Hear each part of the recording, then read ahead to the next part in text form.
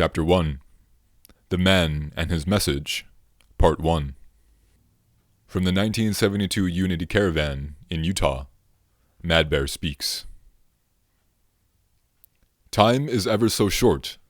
You must, right now, straighten this out between yourself, the Creator, and my people. We are gathering our nations together. You must gather yours together.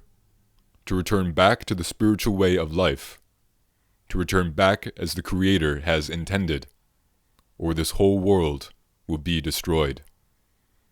We are here today under our grandfather the Sun, who is our witness, and we have come here to deliver a message to all of you people, to all of our brothers and sisters, to tell you that there are many things that are happening in this world now, and that we who are close to the forces of nature, close to the land, and the spirits, and close to the Creator, know how to interpret these things, according to our prophecies. Our Unity Caravan, to begin with, began on August 21st, 1967, at the Tonawanda Indian Reservation, near Bethany, New York. We called an emergency council, an emergency convention. We sent notices to all your brothers and sisters to come and meet with us because we saw a great problem facing our people. At that time, there was a bill which was introduced into Congress. It was known as the Indian Resources and Development Acts of 1967. Many of our nations refer to this bill as the Termination Bill, or the Omnibus Bill, because it was so broad in its language, and if this bill would have passed today, there would not have been an Indian reservation in the United States. We would have lost all of the very little land which our people now still hold on to and still value so dearly. We, Indian people, believe that this earth is our mother, that without her help, all life will die. Everything comes from our mother, the earth. Many times our people have neglected to take care of our Mother Earth. Many times our brothers and sisters from across the waters have not had that feeling from the soul and the heart, and the mind to the attachment for our mother, the earth. And there have been many things that have happened to this country. There have been vast areas, thousands and thousands of acres of topsoil that have been ruined because of ruthless mining, and all these other things. Our mother, the earth, has suffered terribly. Mines have gone in and taken minerals from the ground. The wealth of these resources has not been put to proper use. Today, my people, those few in number, representing less than 0.5% of the population of this land, are forced to live in poverty. Many of my people do not even enjoy 3 square meals. Many have no clothes. Many have no shoes. Many are hampered by other things that are respected by the economic world. But we are still rich, rich in spirit, rich in heart, and rich with a feeling of closeness with the Creator, and according to the prophecies, one day we will stand again as a mighty nation. We are now gathering our people, and it was planned in 1967. And this North American Indian Unity Caravan has toured this nation, and will be completed on September the 4th of this year at the Kahnawake Mohawk Indian Reservation in Montreal, Quebec. We will have completed 157,000 miles of travel. We have met with many nations and many people, and I must tell you people here, the community, that this is the first time that we have permitted a meeting with non-Indian people. We want you to know this.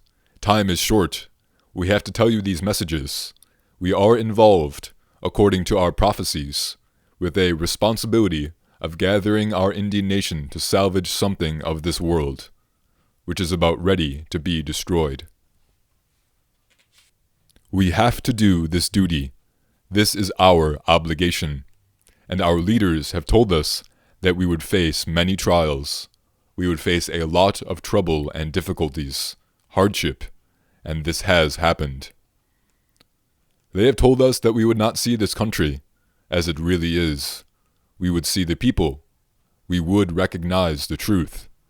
We would see the fulfillment of prophecies. We would go through high winds, floods, hailstorms, fire, and these forces of nature that are now being activated. Purification can only come about by the wind, water, and fire. This is what is happening to the land.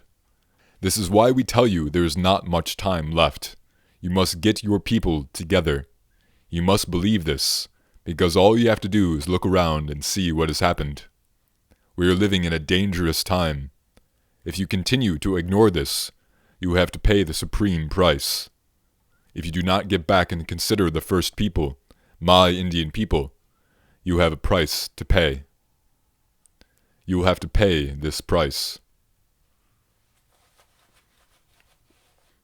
A great spirit has placed us here upon this land with very special instructions.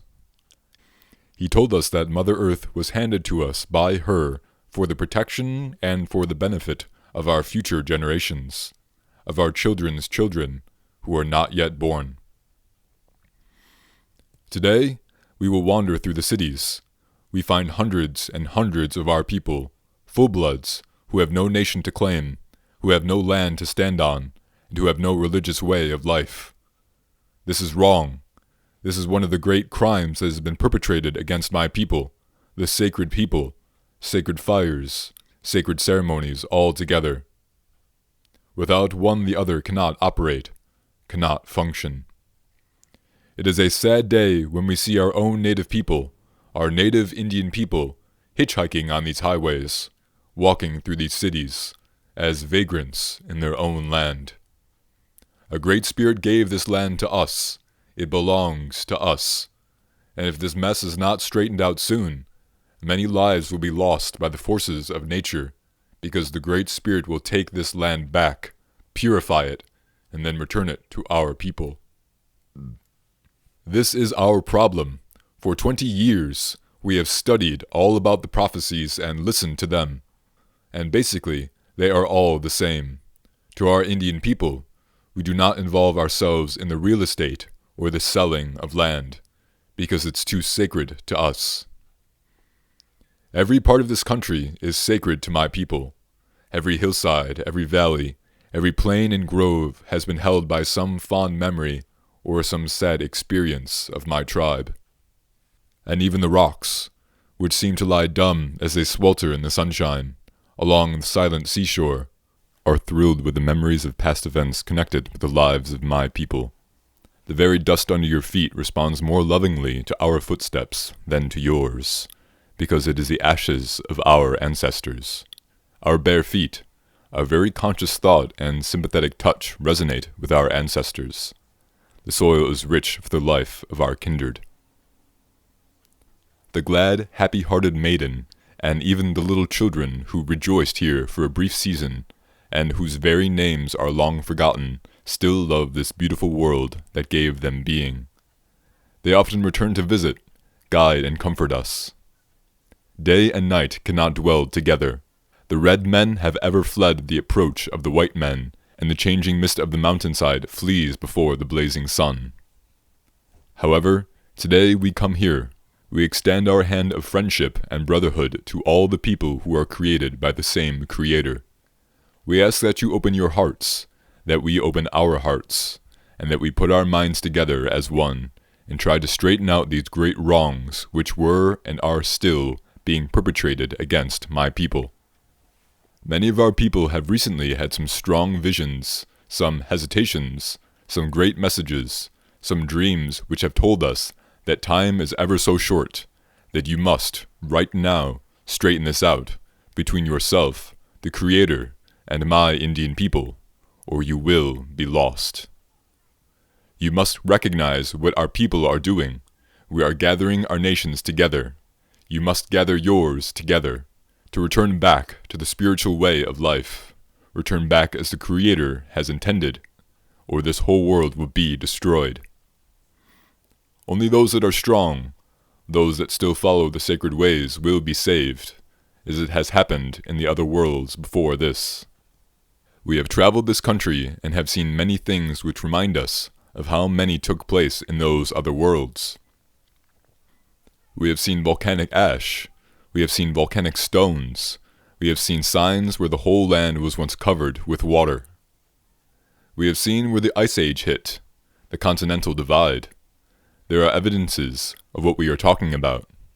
We have recordings, rock carvings that spread out all over this land, and for 20 years our people have been gathering the information on these.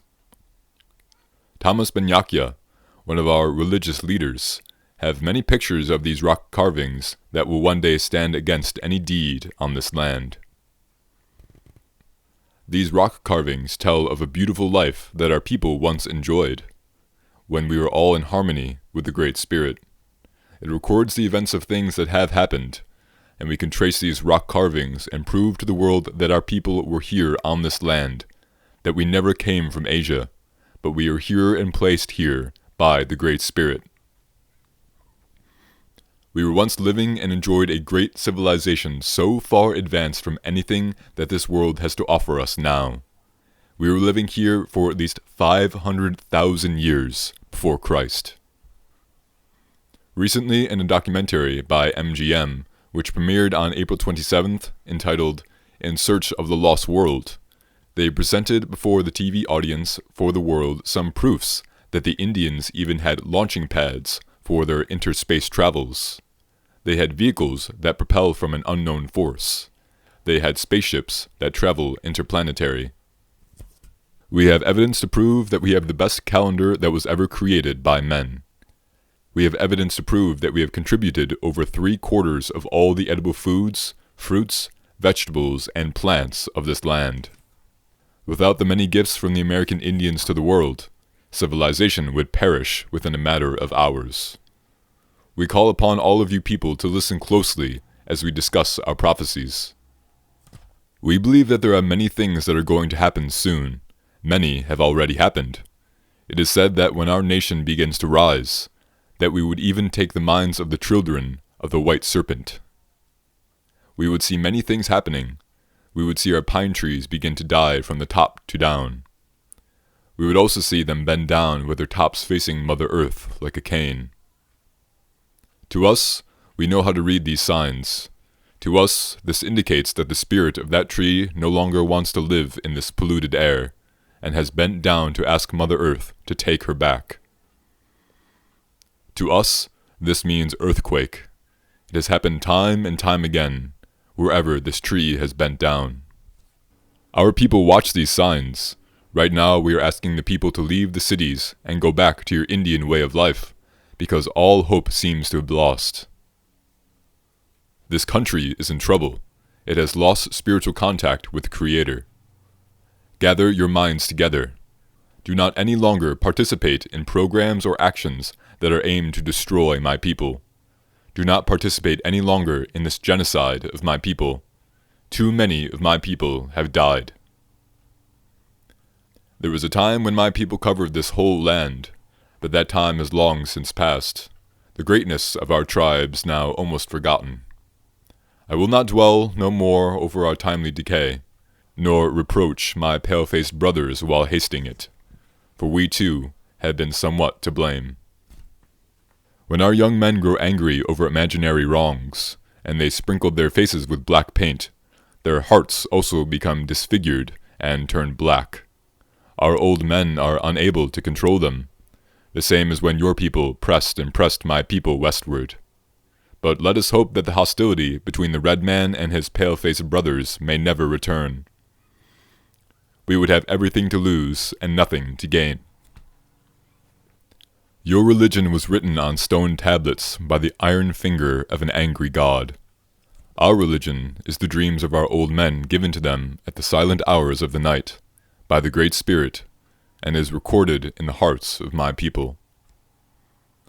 There are many things that we could tell you in which the way we believe, but we know that according to our prophecies, the Great Spirit has told us that this land will be returned to our people, and we hope that not too much life, or none perhaps, will be destroyed in this process. But we must all get together and make it right for the Creator before it's too late. The Man and His Message, Part 2. White Eyes Take Warning.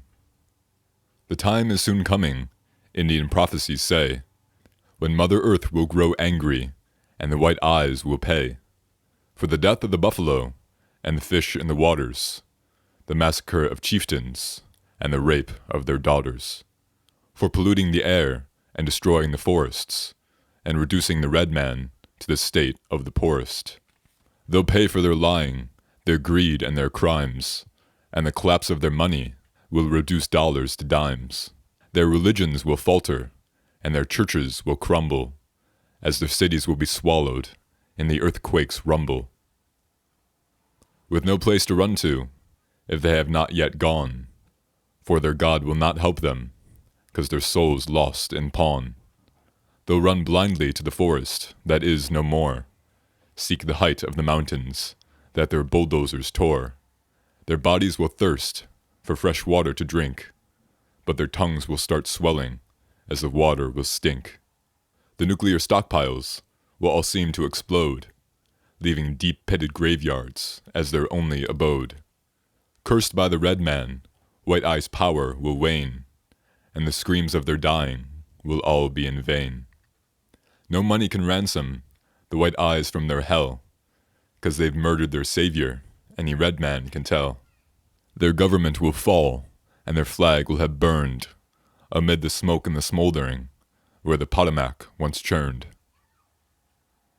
The red man will be watching this scene of destruction, as he humbles his people for their sacred instruction.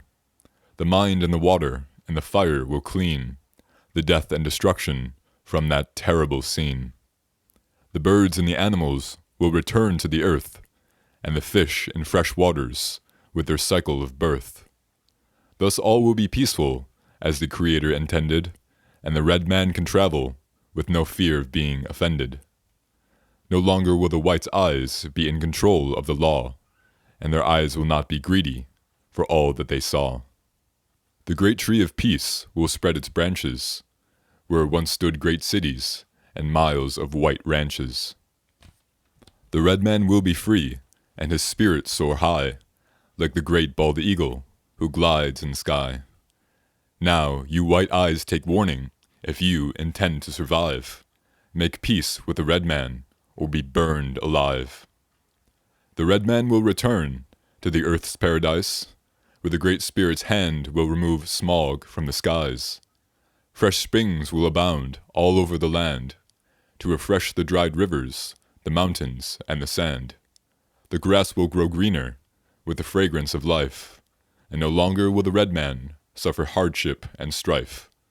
The time is coming soon, O white eyes, take heed, for the long-haired children of a prophetic breed. The Man and His Message, Part 3. October 11th, 1969, Unity Caravan Speech. I bring greetings from the Six Nations Iroquois Confederacy as a spokesman of the Tuscarora, Onondaga, Cayuga, Mohawk, Oneida, and Seneca nations. I bring greetings from the Confederacy chiefs to the chiefs of the Hopi and to all the other people that are here today. From the clan mothers of our Six Nations to the clan mothers that are here, from the young people who are starting to stand up for the land and life and truth, to the young people here who are standing up for the land and life and truth, and also from the little children that walk on Mother Earth to the little children here that walk on Mother Earth. I bring these greetings to tell you that this movement that is now circling this continent, from North America, Central America, and South America, will never stop, and is one that will unite all Indians. This has been prophesied by our people a long time ago, when the Son of the Great Spirit came down with the law of the Great Peace. His name was the Gandawida. He gave us this great law that one day will rule not only this great continent, but the world. We call ourselves Haudenosaunee, people of the Longhouse, meaning we're all brothers. We don't care if it's Hopi, Navajo, Paiute, or whatever nation. We're all brothers. The Creator made us. Someday in this great life plan that the Creator has given us, We will all be one again. We all started from here, in Hopi country. Our laws were given after the flood. We came out and went all over the land, and one day, our prophecy tells us, this land will be purified again and returned back to our people for the ever-coming generations of our children, their children, and their children's children who are not yet born. Time is short. This country is in great danger. The very foundations of the white man's government is collapsing fast. Not only here, but in Canada. Not only in Canada, but around the world. A new light, a new vision is coming out now. It is up to our people to bring this out so that every people will understand that we still follow the ways of the Great Spirit. We have a very important job to fulfill. Do not ever abandon the sacred way of life. Do not ever abandon our traditions and our instructions of the Great Spirit, because times are changing. According to our prophecies, we're now in a new year where this purification is taking place. There will be earthquakes. There will be famine. There will be poisoning of the city's waters. People wouldn't even be able to flush their toilets or cook their meals. There will be running and panic. They will be coming to wherever Indians are gathered.